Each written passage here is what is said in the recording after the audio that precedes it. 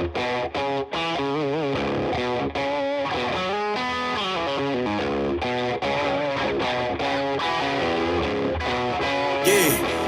came through flexing cause they know I got the sauce. Got the presence on me, I can't ever take it off. That's why I came country boy stepping, yeah, I'm country boy stepping.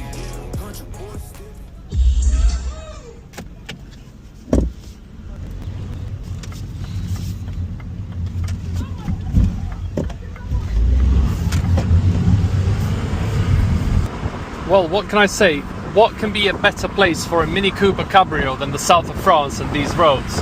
Especially off-season, just before summer, when the weather is absolutely spectacular. However, there are not too many cars driving on these roads. So, I'm very impressed. This is the first time I'm driving this new version of the Mini, and this is the basic petrol Mini, nothing electric, not JCW. And I'm very impressed in the way it handles. Yes, it is a front-wheel drive car, and it might be a little bit sloppy when it comes to accelerating and turning, but boy, this actually in the go-kart mode, it feels like a proper fun vehicle. And look at these roads. Wow, there is literally no better place than to drive a Mini Cabrio. This is really fun and enjoyable at the same time. Yes, the infotainment system is a little bit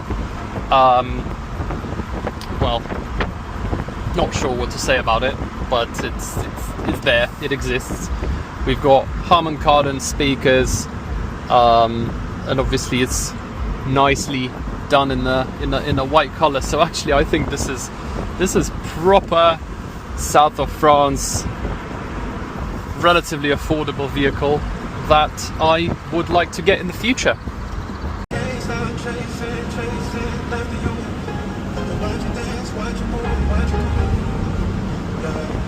So what is going on with the interior? We've got this very nice and chunky steering wheel. We've got the regular BMW-like commands.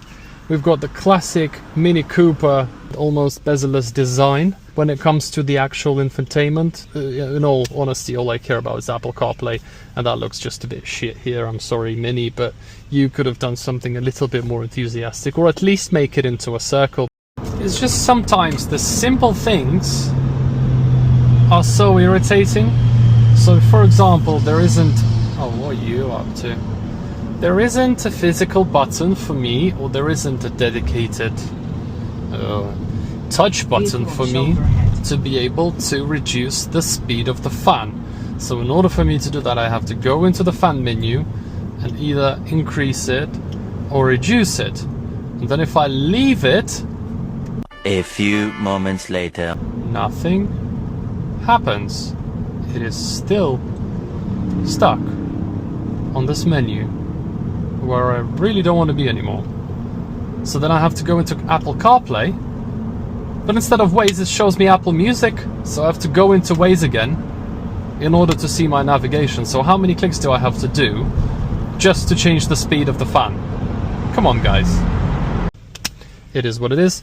We've got the cheap version of a digital gauge close to here. I would have much preferred to have it here like you had on the previous Minis, to have one display here and one display here, but I guess they had to save a little bit down on the costs. We also have the Harman Kardon, which is just a sticker as well, but that sounds very well, I rate that.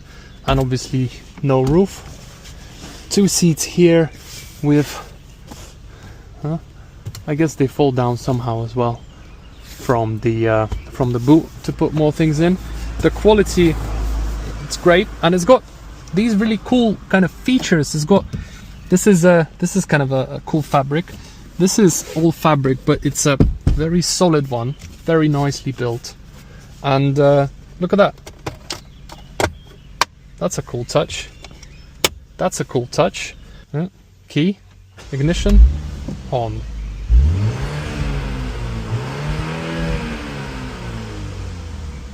Fair enough.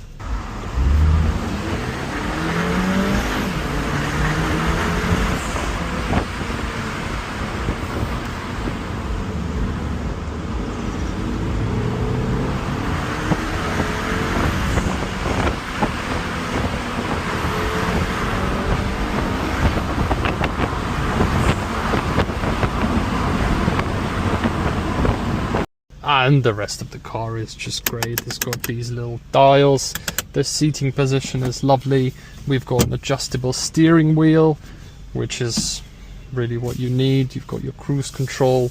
You've got some physical buttons here. I wish to see some physical buttons for the climate because, yeah, not ideal. But it does look like it has a heating steering wheel, so that's pretty cool. No cooled seats though. Decent enough glove box. And yeah, the build quality is generally very well. I'm very happy about it. Now let's see how to close the roof. We put this down and is it gonna hit me? Nope.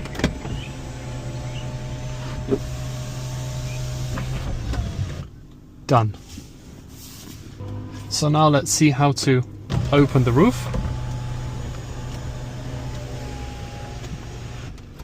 Okay, that's one mode, like a sunroof. Then we do another press and hold. And that's as much as it goes. The only bad thing is you literally have to hold it, which is a little bit awkward. Take a quick look at the boot. It's not too big, but as I said, you can fold down the seats. And this can do with a carry-on and a rucksack, I guess. Let's try a uphill launch control. Okay, there's no launch control, so let's just try an uphill.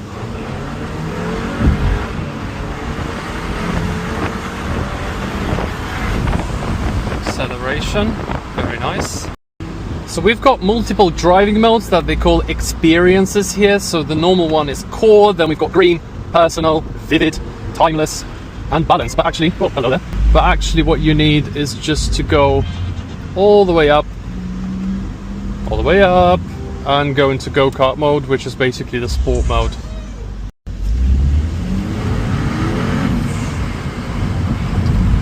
Hear the turbo noise from what I think it's a 3-cylinder engine, but because this car is so nice and small, I think it's actually enough power. I'm quite curious to drive the GCW because, wow, this one drives like an absolute maniac. And here we've got the French Riviera, absolutely beautiful hotel. Not going there today, unfortunately, but one day. Always police on this in this location.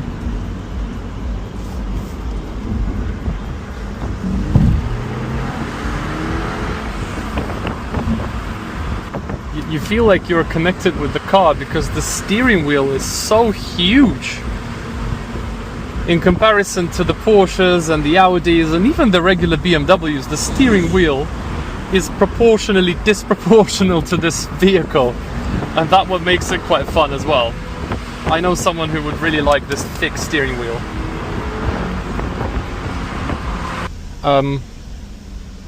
This is actually quite terrible, the way Apple CarPlay is displayed here. Surely they could have engineered something to fit the actual circle. This just looks utterly rubbish in my opinion, and me personally, I use Apple CarPlay all the time. We don't have a gauge here, so instead, I'm not sure if you can see that there are some projections there, but I am 1 inch too tall in order to actually comfortably see that. However, what is quite cool is that you do get your Waze and Google Maps directions right into the main car system, which is not the case in many other cars. You can kind of feel like you're driving a BMW when you're driving this one, because the steering wheel feels like a solid BMW steering wheel with all the buttons and set modes, and there's also a shortcut like in the BMWs that are of modern age to hold the set button in order to turn off the speed limit beeping sound, which I think is a very good trick. Overall, I've said it and I'll say it again, this is a great car. It feels premium, although you do, you need to realize that you sit in a relatively cheaper end of things car. I do think the petrol engine is great, and if you were wondering whether you want to buy this, you absolutely should. I think this is a great car, and I would buy this for a country with nice weather.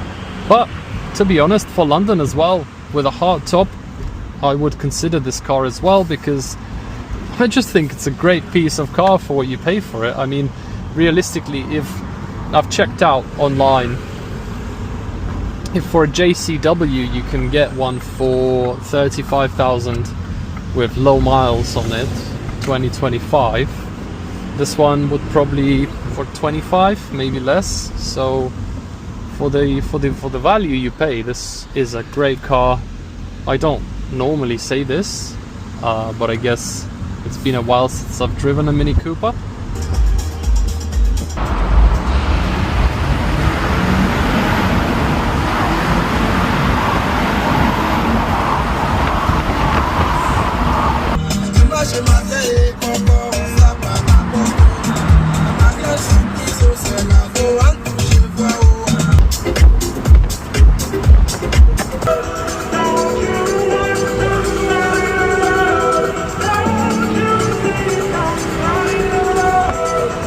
It does exactly what it needs to do. So I really appreciate BMW for making such a fun car. And yeah, let me know in the comments what you think about it.